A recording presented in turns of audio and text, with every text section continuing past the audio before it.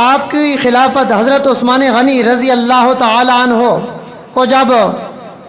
باغیوں نے بلوائیوں نے شہید کر دیا تو پھر خلافت اقتدار وہ باغ ڈور امت مسلمہ کی آپ کے ہاتھ میں آئی، آپ امیر المؤمنین بنے۔ سن 35 ہجری کو آپ نے خلافت سنبھالی اور اسی طرح کے کارنامے سر انجام دیے جس طرح پہلے 3 خلفاء کرتے آ رہے تھے۔ آپ کا وقت بھی بے مثال تھا ہر چیز میں۔ یہ الگ چیز ہے کہ بعض وجوہات اور اسباب ایسے بنے کہ جو ایک خلافت کا دائرہ کار تھا نا، جو اسلامی حکومت وسیع تر وسیع ہو رہی تھی، وہ وسعت کا جو سلسلہ تھا وہ تھم چکا تھا، کیونکہ حضرت علی رضی اللہ تعالی عنہ وہ لوگ ان لوگوں میں تھے کہ جب آپ تک یہ خبر پہنچی نا کہ حضرت عثمان غنی رضی اللہ تعالیٰ عنہ کو شہید کر دیا گیا ہے تو آپ نے فرمایا کہ اب خیر نہیں ہے، بڑے غمگین ہوئے، فرمایا کہ اب خیر نہیں ہے، اب فتنوں کا دروازہ کھل چکا ہے، اب تلوار نیام سے نکل چکی ہے اور اب یہ تلوار میں سمجھتا ہوں کہ نیام میں نہیں جائے گی، اسی طرح فتنے آتے رہیں گے۔ تو جب آپ نے خلافت سنبھال دی تو اس طرح فتنے آتے رہے، مختلف فتنوں نے اور بعض صحابہ کرام کی وجہ سے مختلف اجتہادی غلطیاں ہوئیں، سمجھ بوجھ کی غلطی ہوئی، بعض چیزوں میں جلد بازی کی گئی کہ اس طرح اگر کیا جائے، مثال کے طور پر حضرت امیر معاویہ رضی اللہ تعالی عنہ وہ چاہتے تھے کہ جیسے ہی آپ نے خلافت سنبھالی تو حضرت عثمان غنی رضی اللہ تعالی عنہ کے جو قاتل ہیں انہیں نشان عبرت بنایا جائے، وہ یہ چاہتے تھے، وہ زور دیتے تھے حضرت علی رضی اللہ تعالیٰ عنہ پہ، لیکن آپ کو بھی تدبر حاصل تھا، فیصلے کی ملکیت صاحب الرائے تھے، آپ چاہتے تھے کہ تھوڑے سے مضبوط ہو جائیں پھر اس فتنے کا سر کچلا جائے گا، تو اس وجہ سے تھوڑا سا اختلاف ہوا۔ تو اس طرح کی چیزیں آئیں جو اس چیز کا سبب بنی کہ جو اسلامی مملکت تھی وہ وہیں تک رہی جہاں تک تھی پہلے 3 خلفاء کے دور میں، لیکن آپ نے بڑے مدبرانہ طریقے سے تمام مسائل کو حل کیا، بڑی لمبی چوسے بڑی موٹی موٹی کتابیں لکھی ہیں، لیکن ہم اس چیز کی طرف نہیں جاتے ہیں کیونکہ میرا ایک سوچ ہے، آپ نے تقریباً مجھے پڑھ لیا ہوگا، بڑے عرصے سے میں آپ کے پاس آ رہا ہوں، میری سوچ یہ ہے کہ کوئی بھی واقعہ ہو قرآن و حدیث کا، کوئی بھی واقعہ ہو صحابہ کرام کا،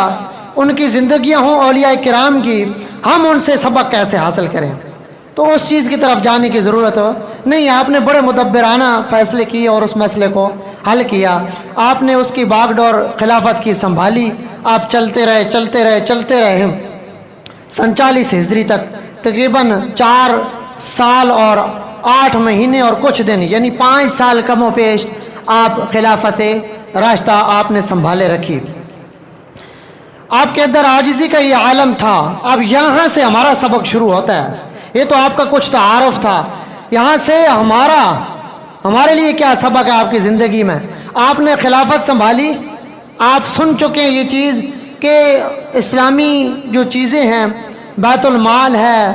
اسلام کی جو وسعت ہے، اسلامی حکومتوں کی جو وسعت تھی وہ اسلام کافی کثر و کثر تک پھیل چکا تھا، وسائل میں کافی وسعت آ گئی تھی۔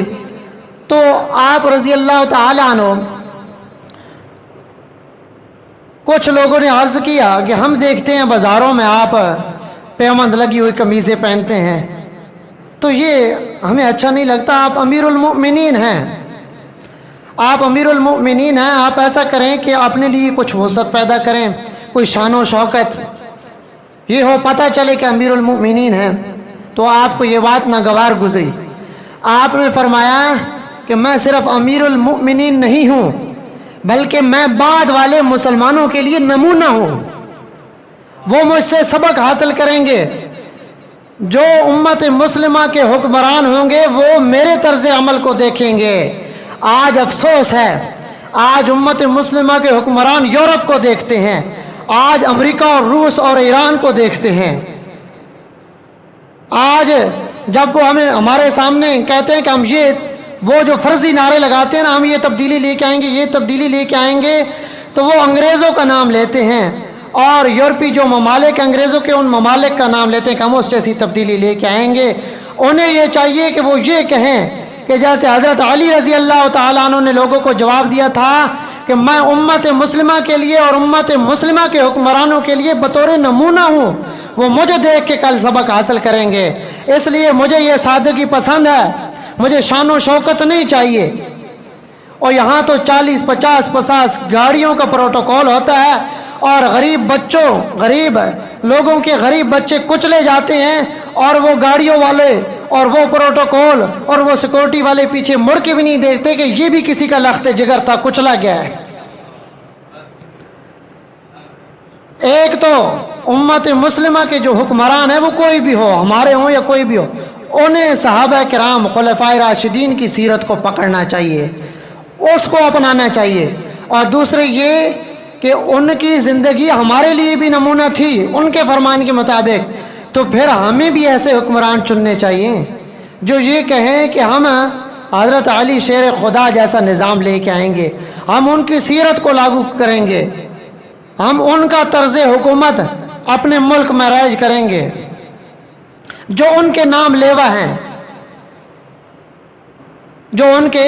نام لیوا ہیں ہم انہیں منتخب کریں، نہ یہ کہ اگر ہم اپنی جہالت میں ڈوبے رہیں اور کوئی اتنا صرف کہے گے ہم مدینے کی ریاست کو قائم کریں گے، مدینے والا عمل اس کی زندگی کے قریب سے بھی نہ گزرا ہو، بلکہ عملی طور پہ مدینے کی جو ریاست ہے اس کا مذاق اڑایا جا رہا ہو، تو ہم الحمدللہ دین کے دیوانے ہیں، دین والوں کے دیوانے ہیں، تو ہم نعرے لگانے شروع کر دیں، ایسے نہ ہو، بلکہ ہم ان کی زندگی کو دیکھیں کہ کیا ان کی زندگی مدینہ کے جو حکمران تھے ان کی طرح ہے یا نہیں ہے۔ تو حضرت علی شیر خدا کا جواب یہ تھا کہ نہیں، میں امت مسلمہ کے لیے نمونہ ہوں، میں اس طرح نہیں کرنا چاہتا۔